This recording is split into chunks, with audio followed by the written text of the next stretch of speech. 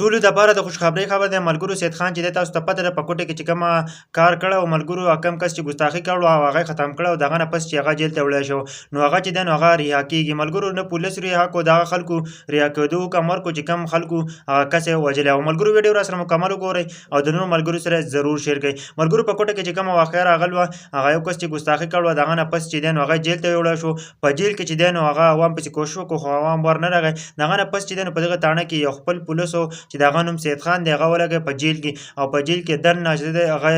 څو ډزې ویشت او مکمل طور باندې ختم کړو. ملګرو هغه په جیل کې و دغه نه پس چې دی نو د دې د کومه خاندان چې دی د دې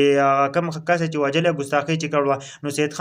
سید خان یادوي وایي چې دا بېګناه دی او دا دې اوس راځه چې ځکه چې دې چې کومه کارنامه کړله نو دا مکمل طور باندې ځکه چې زموږ د خوږ نبي اعظم وسلم په شان کې یو ګستاخي کس کړې او دې ختم کړی دی نو دا یو بهادر انسان دی او دې چې هغه چې کومه زامن دی دغه سړی کومه چې وژلی دی نو وایي چې دې چې کومه زامن دي نو هغه هم رضا دي وایي چې دا دې آزاد شي او دا دې موږ ته معاف کړی دی ځکه چې دې چې کوم کار کړی دی نو دا زموږ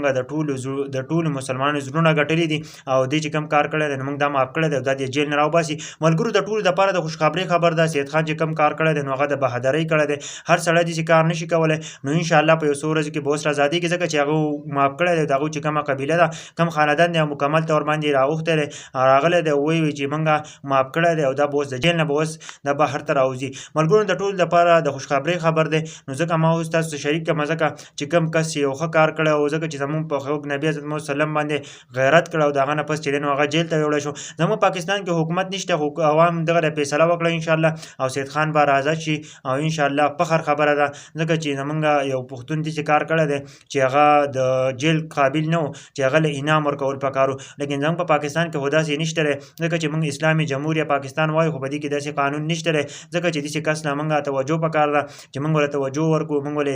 اعزاز ورکړو لیکن زموږ په پاکستان کې هغه جیل کېږي. نو خو غوندې کمنټ ضرور وکړئ او زما دا ویډیو پیغام ضرور شیر کړئ.